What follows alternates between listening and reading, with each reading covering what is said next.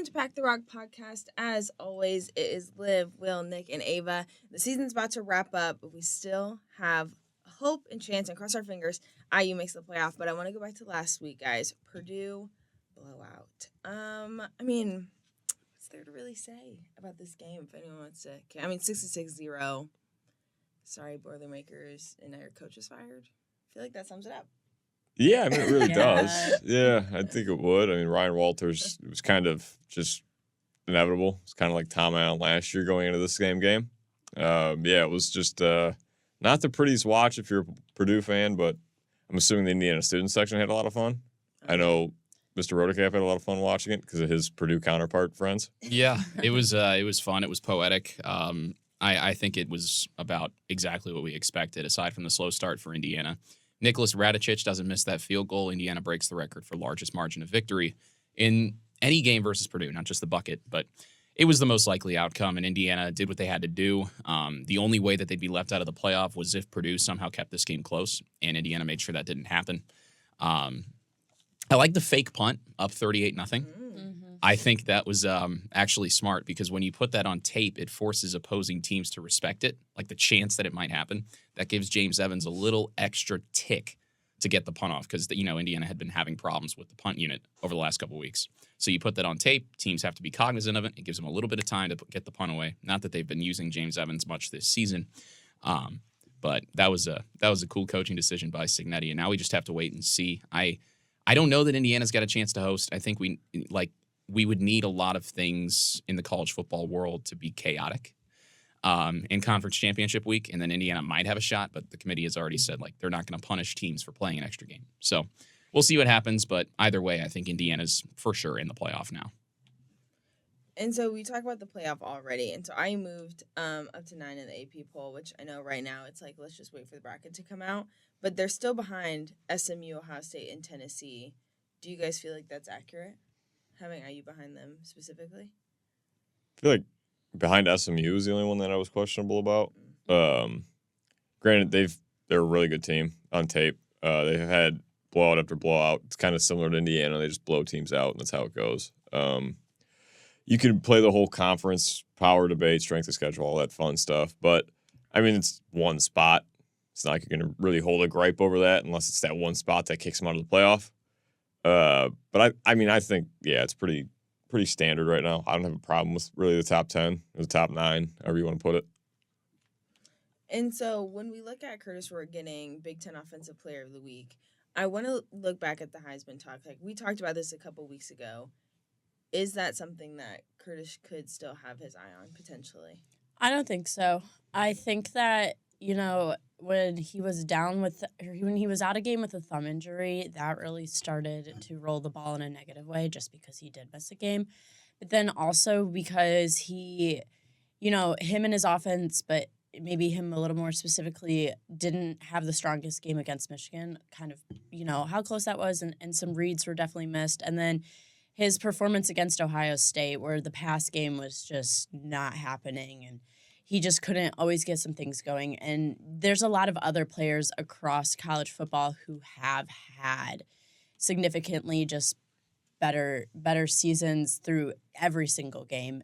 And so I think that he is just kind of not in that conversation anymore, which is unfortunate. But I think, Nick said this a few weeks ago, the turnaround that Cignetti has brought in the fact that it's his first season as a head coach and his quarterback was already in the Heisman talk for a period of time, I feel like is something to notably have and still be proud of that. So yeah, I think if Curtis Rourke had played well against Michigan and Ohio State, he would be a finalist. But the fact is he didn't. And sure, in Ohio State, he didn't have any help. But the fact is, 8 completions against a top 5 team isn't going to cut it. But no, I think the fact that Rourke was in that discussion at all for any length of time is a testament to the coaching staff that the quarterback room has around them. And I think that's a really good sign for Indiana going forward. Miller Moss entering the transfer portal. There's some rumblings that maybe IU might be on his list. I don't know that he's in the 4 schools that were discussed yesterday. But this is definitely a system where Indiana's going to want somebody who's plug and play, like Curtis Rourke was. Very experienced, has the historical production that says, yeah, there's something here. But Rourke, he's already like moving up the single season record books, even though he missed a game and a half, which is really impressive. So I would take him right now against any quarterback in the country. Doesn't mean he's a Heisman finalist. Obviously not. We all knew who's going to win. It's going to be Travis Hunter, which is unfortunate because it should be Ashton Genty. But Rourke is definitely in that upper echelon of quarterbacks in college football. And so can I know what your guys' Heisman is? So you're saying you want it to be Ashton Genty, but it'll be Travis Hunter. He's like minus 15,000. I think he could literally, Travis Hunter could just not play a down for the bowl game that Colorado's going to play in because they're not making the playoff, which will be the second year in a row the Heisman winner didn't play in the playoff. Very curious. Yes, I think it should have been Michael Penix last year. But, yeah, Travis Hunter, the media has been on this PR tour for him. Like when he had that interception against Oklahoma State, that was a badly thrown ball right to him into triple coverage. Wow. I'm so impressed. But what Ashton Genty is doing hasn't been done since the likes of like Barry Sanders, Derrick Henry, Reggie Bush. That quite literally Barry Sanders. Yeah. About it. Yeah. And Derrick Henry had less impressive numbers than Genty, and he won the Heisman. Yeah. But, everybody sees a two-way player, and they're like, oh, we play so many snaps. So? Yeah. The argument is he's a top 5 player at both positions that he plays. The only corner better than him was Will Johnson, and there's one receiver better than him, maybe 2, and that's, Burden, Territo, or McMillan. Yeah. So being top 5 at 2 positions at once, and you're playing, 60, 70 snaps both ways, and there's actual production behind it, that's more or less the argument just because of how difficult that is. The problem is, you have an all-time season at running back. You kind of have to give it to the guy who's going to make the college football playoff, going to be a top 4 seed because they're winning their conference, and they're better than a Power 4 conference. Yeah. And it's video game numbers. And it's also, not even... Genty hasn't even played all of every game. No. He's been benched in the fourth quarter in some of Boise State's blowouts. He's been benched in the second half. Yeah. Colorado leaves Travis Hunter in while they're beating Oklahoma State 45-0. Yeah. Because they know that he needs to stat pad. I don't think that's actually the reason they left him in. But it definitely doesn't help their case. But it's not going to matter. The media's already done their work for Travis Hunter, which is a shame for Ashton Genty because this season's going to go down as one of the best seasons ever by a running back in college football. So there was an episode where we talked about Cam Ward. And now you said that you still think Curtis is the top quarterback. I said he's one of. Do you guys feel like Curtis is still one of the top quarterbacks in the nation despite the loss against Ohio State? I mean, yeah, he quite literally is, A, statistically, and B, just on tape. I mean, he makes the throws he needs to make, the reads, the adjustments. You saw it against Purdue, right? He was making adjustments that were needed, adjustments that were beating Purdue quick and early. And, they're up 30 within the first quarter and a half. So he's definitely one of the top quarterbacks in football. And, he's been doing stuff like that all season. Obviously, against Ohio State, it wasn't great. Like we said, he didn't have much help from the O-line. Or anybody pass blocking for that matter. And Michigan wasn't his greatest second half, but that first half was still amazing. He was tearing up an NFL defensive coordinator in a defense that boasts a handful of first-round picks in the NFL draft this coming year. A defense that Ohio State only scored 10 points against. That as well, which Will Howard might be a fraud. But very curious.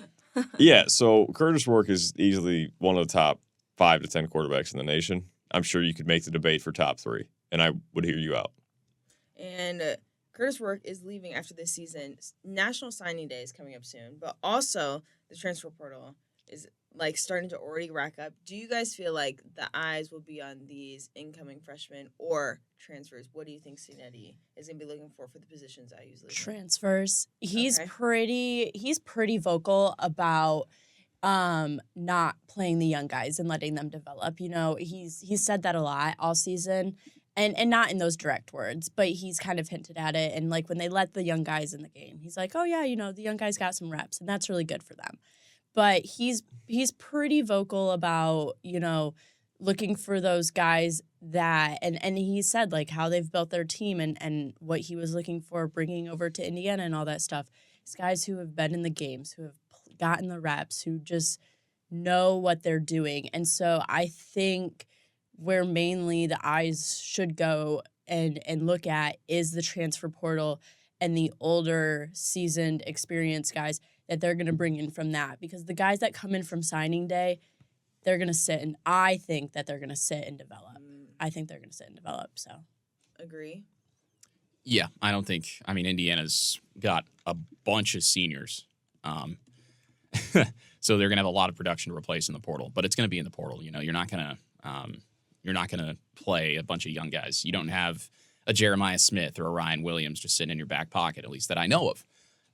So I'm really interested to see what SIG does in the portal going into year 2, because all these recruits now, you know, the ones who bought in last year were taking a huge gamble. Like, oh, first year Power 5 coach, historically awful program, not a lot of fan support. Why would I go here? But the guys that did it, I mean, you look at them now, and now these recruits are going to have to say, well, you know, they're building something in Bloomington, and I can be part of that. And this is a coach who just keeps winning. So it's going to be, I think, better for Indiana recruiting in the portal this year than it was last year.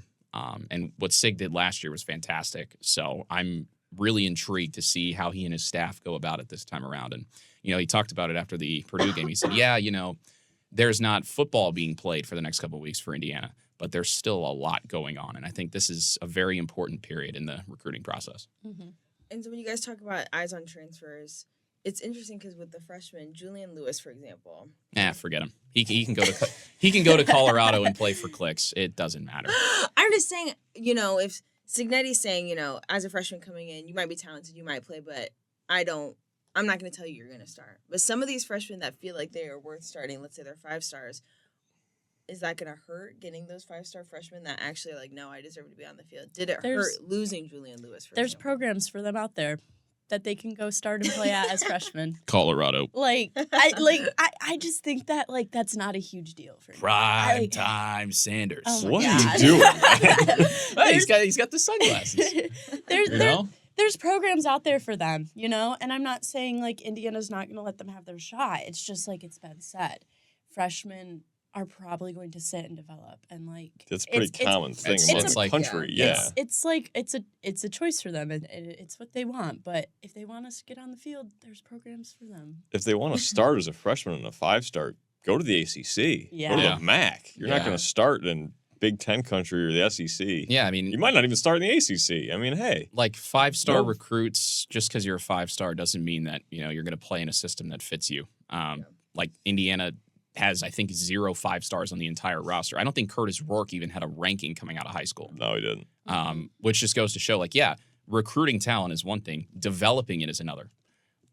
So who cares? Like Julian Lewis, you know, whatever. He was never coming to Indiana in the first No. place. And honestly, like that kind of like wishy-washiness, like, oh, you know, you hear on like 2 separate weekends he's going to visit Bloomington, and then he, you know, backs out for whatever reason. You know, it seems like he makes it a lot about himself. You know, and okay, fine, yeah, go to Colorado and do that. That's cool. You know, they're building something over there too. They're doing it very differently. But I like what Dan Lanning said. Like they're playing for clicks. You know, other teams are playing for wins. And yeah, Travis Hunter played for clicks. It's going to get him the Heisman. But you know, Indiana's going to be just fine without Julian Lewis. It doesn't really impact them too much. And the vets have been a big reason why I think personally IU's had success. And now you go into the playoffs, but they have like a long time off. What are they doing during this time off? What needs to happen? Is it rest? Is it preparing in a certain way? Is there something that's going to be different? What do you see Signetti doing these next 2 weeks to kind of get ready for the playoff? It's going to be really similar to the bye weeks. It's just going to be a lot of rest, a lot of recovery. Obviously, they don't know who they're going to play yet. They're going to know Sunday. So next week's going to be a lot of preparation. But for now, it's going to be rest, recovery, fixing things that they can take into their own power. Like something they've had problems with is picking up and identifying blitzers. They've had a lot of trouble with that over the last 3 weeks. And even against Purdue, it was all the sacks were unidentified blitzers. That's something that Curtis is probably going to work on. They're going to give him different shell looks, and he can look into that. And it's like, okay, what's my pre-read here? Give him 5 seconds. Like, okay, there's 6 guys on the line. This guy could come off the edge, or this dude could come out of the slot. But it's going to be a lot of stuff like that. There's things that the Indiana defense can line up in and just give him looks. And I mean, even for anybody else in the offense, I mean, the pass protection hasn't been there. Running back blocking hasn't been there. There's been some questionable plays just in the last few weeks. So it's going to be a lot of stuff that you can just run on a shell defense. And then obviously a lot of rest and recovery. Guys have talked about it week after week and the bye weeks and how easy, not easy, but how, you know, how much Signetti pushes rest and recovery for these guys. So who does IU want in that first round? If it could go in IU's favor, let's say in quotes, who do you think IU would want in that first round? To somehow host a home game would be my answer. Okay. That would be the perfect scenario for them because we've seen them in a 100,000 person stadium. And it was not great. I don't want to see that again. No. So people are like, "Oh, I want to see him go to Happy Valley." No. Well, No. they kept Penn State within one score last year. See, until the garbage time safety. Yeah, but I don't know how they handled Penn State that well. It was so weird. James Franklin. Yeah, the big game Frank. See, Honestly, I'd say if you're Indiana, you want Penn State. I get it. I get it. Imagine Kurt Signetti beating Tom Allen. The narratives would be Script great. writers are getting a raise, the narratives man. would be fantastic. Script writers are getting a huge raise. I don't trust James Franklin to win. I don't big games. either. So the best scenario probably is Penn State. I just don't want to see Indiana go into a 100,000 person stadium. Okay. They walk into Sanford, they probably lose by 2 scores. I don't think that game's even close. Walking to Neyland, it's at least a 10-point game. I don't think that's close either. Actually, they might have a chance against Texas. Texas has not looked great in weeks. Well, yeah, and that's really Texas is a different story. it's really funny because Did Texas actually lose the SEC championship? Did they do that for us? They've already lost to Georgia once. Yeah, I just think it's really funny. Like Texas and Indiana on paper are actually very similar. Neither team has beaten a top 25 team. They both have the same record. The difference is Texas' big loss came at home against Georgia, and nobody talks about them as being frauds, which is really weird. I know didn't why. Zion tweet about it last week? I think I saw that. Yeah, and I know exactly why. It's just because they're in the SEC. Right. I just don't. I don't. Indiana Texas would actually be interesting. I'm thinking over here. Yeah, I'm thinking. I mean, Look out. that would be an interesting matchup. I don't know that, Texas. Yeah, they didn't even look good against Georgia at all. They looked really bad. So that would be fun. Texas, Penn State. I'll tell you where I don't want Indiana to go. If you're an Indiana fan, you don't want them to go back to Ohio State, and rematches are a possibility. You don't want them to go to Tennessee. Who else could they realistically play? Georgia. Yeah. Georgia, Carson Bama. Beck. Carson Beck is always due for a couple picks. Yeah, but then he somehow throws 3 touchdowns and 300 yards in the second half. Yeah. It's kind of like clockwork, and I hate it. Yeah, I would take I don't know Indiana how he's against. that good in the second half. Yeah, I would take Indiana against Bama too, because that's basically the 2019 Indiana coaching staff. You can take the coaches out of Indiana, but you can't take the Indiana out of the coaches. Give me Alabama. It would be Indiana versus Bama. I'd take Indiana by 10. Wow. That's not that crazy. That's a 3-loss team. They lost got to Oklahoma. They got I feel like Whoa. that's They reasonable. did. Okay, they did. they got walloped by Oklahoma. That That, got unison. walked down, man. that should have taken them out of the playoff. Well, I don't know how it didn't. It's because they're in the SEC. Still pathetic. And How do you lose 44 to Alabama. 3 to Oklahoma? Oklahoma's like what, 3-8 this year? Yeah, they were 3-9? 6-6. Are they a bowl I team? think they were 6-6. I don't even think. Did they win that many games? It didn't feel like it. Nah, but they looked like world beaters against Bama. Hey, man. Jalen Milroe, I think he should have left Bama after last year. No way. He wouldn't have got drafted. No, but man, I feel like, he looks like a completely different player now. It's crazy you say that, but they have him in like top 10 draft. Like Because he he's goes got to the draft, he physicals. goes top 10. He's shown the He's a arm big talent. dude. He's kind of like Cam Newton-esque. Yeah. Anthony Anthony Richardson. Richardson-esque. But yeah, he's got the talent. A He's got the little physicals. Mahomie. Not that guy. No. Stop. Wrong. All right. That guy's in Nebraska, by the way. Dylan Raiola, he kind of reminds me of Patrick Mahomes, except he can't win big games, but, he's a young guy. And, he'll be like Patrick Mahomes had to develop early. But Who is this? shout out to Iowa. What? Shout out to Iowa. Shout out to Iowa. Great. In a good old-fashioned Big Ten West rock fight. They came out on top over the Huskers. Shout out to Iowa, So man. who do you guys no. think will be the first team out of the playoffs? Whoever loses the ACC championship, Correct. Uh-huh. That one. Really? either Carolina Yeah. or Clemson. Wow. So you could see Clemson possibly just not being in the playoffs at all if they lost. Oh yeah, Correct. Mm-hmm. Very correct, yeah. you're not going to put a 9-4 team in the playoff. Yeah. Yeah. Okay.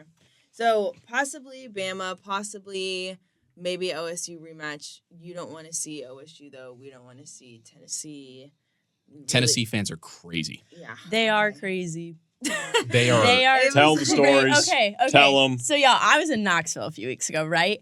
And let me tell you, the SEC fans, but specifically Tennessee fans. Sorry to everybody I met in Tennessee. Love you guys, but She's this lying. is.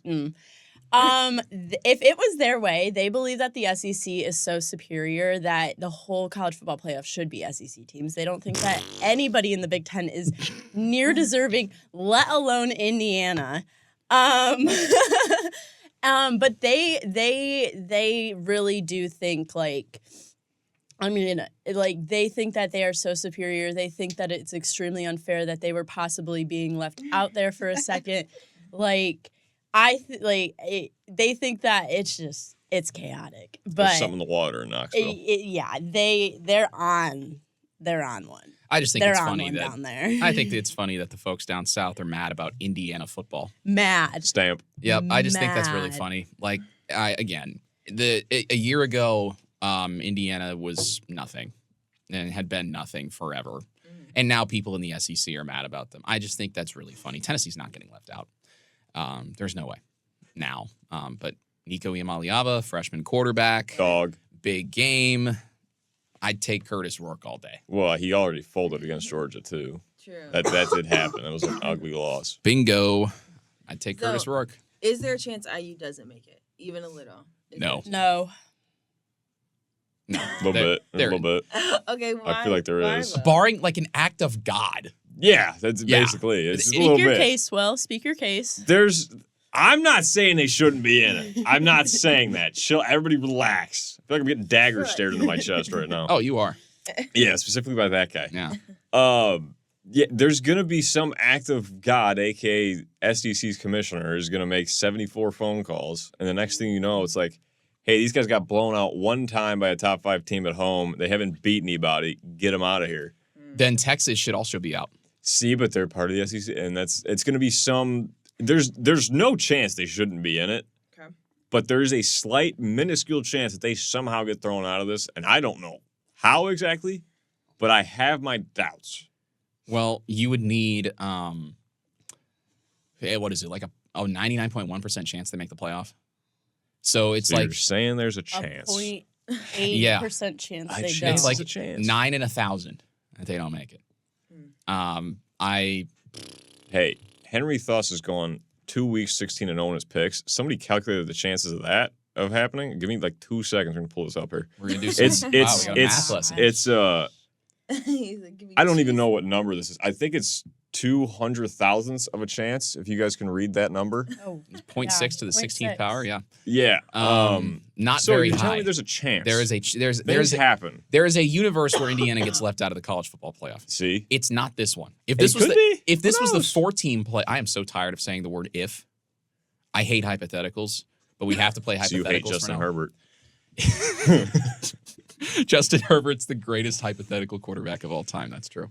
But no, if Indiana got left out of the 4-team playoff this year, I don't think people would be surprised. No. But this is the 12-team playoff. This is so that we don't have to play these hypothetical Yeah, games it's anymore. designed that way. But it's kind of like the NCAA tournament. Now, you got 68 teams that get selected. You're always going to have teams that feel like they got screwed. That's just how it is. I don't think Indiana's one of those teams. You cannot fluke your way to 11 wins. It's not possible. I think, you look at Indiana's average win probability, which is basically what's the chance that, like, another team would do what Indiana has done given the same schedule? Indiana's second in the nation. That, to me, says this isn't a fluke. If they get left out, I will blend up my shoe and eat it. Oh my God, you've Wait, said that before. what? Yeah, that's how confident I am that they're not getting left out. There's just no way. After the way they played against Purdue, they did what great teams are supposed to do against terrible teams. If it was one thing, if it was like 38-31 Indiana, leave them out. Fine. 66-0.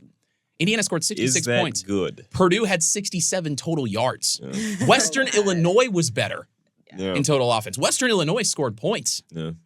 Yeah. We were comparing the Western Illinois game in the press box during the Purdue game, and like that is the point that it got to, if that says anything. So Which is what great teams are supposed to do against terrible teams. Yeah. So, again, Indiana will be in the playoff. It's a question of whether or not they host, but they're going to be in. So Sunday, we'll find out if they're in the playoffs. But like Nick is advocating. If he drinks his shoe, then you guys know that they didn't get in. But on Sunday, when you guys see us next week, we'll have a whole bracket to break down, and we'll be looking into the whole schedule from Pack the Rock podcast. As always, we'll see you guys next week.